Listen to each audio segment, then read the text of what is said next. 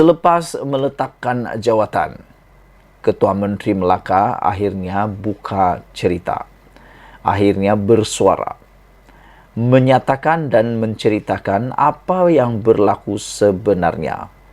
Dan pastinya ini mengejutkan dunia politik Malaysia, terutamanya Zahid Hamidi, Anwar Ibrahim, Muhyiddin Yassin dan Hadi Awang. Semuanya pasti terkejut dengan pengakuan bekas Ketua Menteri Melaka ini. Kenapa kita cakap bekas? Kerana beliau sudah pun meletakkan jawatan.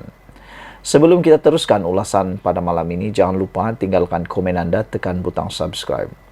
Ada beberapa minit yang lepas saya telah pun membacakan satu dakwaan daripada seorang adun Perikatan Nasional di Melaka menyatakan ada pihak tertentu yang mendesak Sulaiman letak jawatan.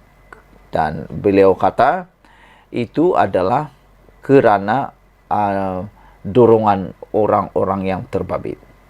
Walau bagaimanapun, yang mengejutkan kita ialah pengakuan Sulaiman, Ketua Menteri Melaka, secara pribadi. Beliau kata, dah penatlah bagi orang lain pula. Ini pengakuan beliau mengapa beliau letak jawatan. Dah penat, itu kata adun lendu di Melaka, Sulaiman Mat Ali, ketika ditanya media hari ini mengenai keputusannya berundur dari jawatan Ketua Menteri.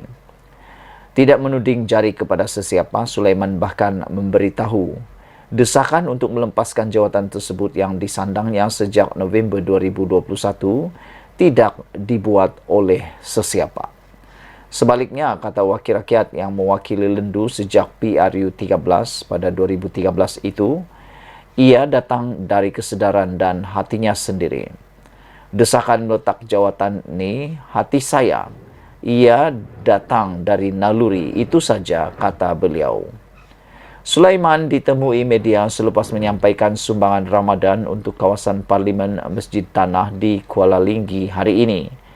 Ditanya lebih lanjut mengenai perkembangan itu, Sulaiman menjawab, dah penatlah bagi orang lain peluang pula lah, kata beliau. Status Sulaiman sebagai Ketua Menteri menjadi perhatian tidak lama selepas kerajaan PH Melaka dijatuhkan. Kesan daripada langkah Sheraton yang menyaksikan perubahan kerajaan di Putrajaya. Ia kemudian menjadi panas semula menjelang pilihan raya negeri PRN di Melaka. Ketika berkempen, BN menegaskan bahawa Sulaiman adalah calon Ketua Menteri bagi gabungan itu jika mereka berjaya memperoleh majoriti. Ia sekaligus menolak dakwaan jawatan tersebut akan berpindah tangan kepada bekas Setiausaha Kerja UMNO, Abdul Rauf Yusof. Beberapa hari lalu spekulasi mengenai pertukaran penyandang jawatan tersebut bertiup sekali lagi dengan nama Abdul Rauf yang juga adun Tanjung Bidara disebut-sebut ramai. Ia turut dikaitkan dengan pembentukan kerajaan perpaduan pimpinan Anwar Ibrahim di peringkat persekutuan.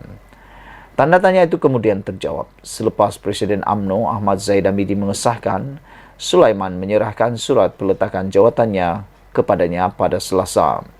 Ahmad Zahid turut mengesahkan UMNO menghantar nama Abdul Rauf sebagai calon tunggal bagi dilantik sebagai Ketua Menteri dan yang di Pertuan Negeri Melaka Muhammad Ali Rustam. Kata Sulaiman, selepas tidak lagi menjadi Ketua Menteri, dia mahu menjadi macam dulu semula. Saya nak duduk Dewan Undangan Negeri, kawasan Dewan Undangan Negeri, nak balik macam dulu, katanya. Ditanya mengenai kemungkinan dia berundur kena faktor kesihatan seperti didakwa Ahmad Zahid, Sulaiman berkata, kita manusia mana ada sentiasa sihat, kata beliau. Dalam PRN Melaka yang berlangsung pada 2021, Abdul Rauf memenangi kerusi Tanjung Bidara dengan mengalahkan Mas Ermiati Samsudin dari Perikatan Nasional dan Zainal Hassan PH dengan majoriti 364 undi. Sulaiman pula mempertahankan kerusi lendu dengan kelebihan 3.104 undi mengatasi dua pencabar lain iaitu Abdullah Mahdi dan Muhammad Asri Ibrahim. Sekian dulu untuk kali ini. Jangan lupa tinggalkan komen anda, tekan butang subscribe. Malaysia kita punya, kita jaga sama-sama, cintai Malaysiaku. Bye-bye. Selamat malam, salam sejahtera. Ini isu yang paling mengejutkan kita daripada SPRM. Apabila baru dibebaskan SPRM, telah ditahan pula oleh polis siapa orang tersebut. Kalau Anda ikuti ulasan ini terus, Anda pasti akan terkejut. Karena orang-orang yang dibebaskan SPRM ini adalah orang-orang yang penting. Tetapi malangnya, walaupun telah terlepas daripada mulut buaya, tetapi jatuh pula ke cengkaman dan mulut singa. Siapa suruh buat jahat? Kurang 5 jam selepas dibebaskan daripada jaminan Suruhanjaya Pencegahan Rasuah SPRM pagi tadi, 9 daripada 10 individu termasuk pegawai Jabatan Immigration yang disaki terbabit sindiket penyeludupan pendatang haram Filipina ke Semenanjung ditahan polis pula. Ketua Polis Daerah Tawau, Assistant Commissioner Jasmine Husin berkata, semua suspek ditahan mengikut Akta Kesalahan Keselamatan Langkah-Langkah Khas 2012 SOSMA kira-kira jam 1.50 tengah hari semalam di bangunan Wisma Persekutuan Tawau di sini. Saya mengesahkan polis menahan 9 orang iaitu 4 lelaki dan 5 wanita selepas mereka dibebaskan pihak SPRM pagi tadi, kata laporan ini. Saudara-saudara, mereka ditahan bagi membantu siasatan mengikut Seksyen 26A Akta Anti Pemberdagangan Orang dan Anti Penyeludupan Migran 2007, katanya ketika dihubungi hari ini. Terdahulu pagi tadi, 10 individu termasuk 6 pegawai Jabatan Immigration dibebaskan dengan jaminan SPRM selepas tempo tahanan reman ke atas mereka tidak dilanjutkan. Magistrate Zul Elmi Yunus mengeluarkan perintah itu selepas membenarkan permohonan pegawai penyiasat SPRM Wan Muhammad Iqmal Wan Ishak untuk membebaskan semua suspek. Difahamkan, bahagian siasatan SPRM sudah melengkapkan siasatan dan pelepasan semua suspek terbabit dibuat mengikut Seksyen 49 dalam kurungan 2 Akta SPRM 2009. Nah, ini yang kita selalu kata. Apabila SPRM dan polis bekerjasama, ia akan membawa satu impak yang sangat besar dalam menangani isu-isu berkaitan keselamatan dan juga isu-isu berkaitan dengan penyalahgunaan kuasa, rasuah, dan sebagainya.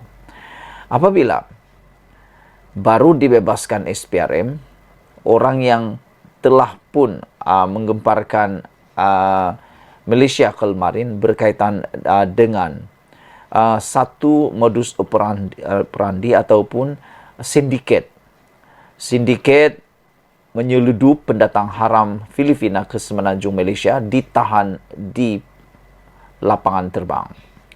Walau bagaimanapun, hari ini, Ketua Polis Daerah Tawau, Assistant Commissioner Jasmine Husin berkata, semua suspek yang ditahan mengikut Akta Kesalahan Keselamatan Langkah-Langkah Khas pada jam 1.50 tengah hari semalam.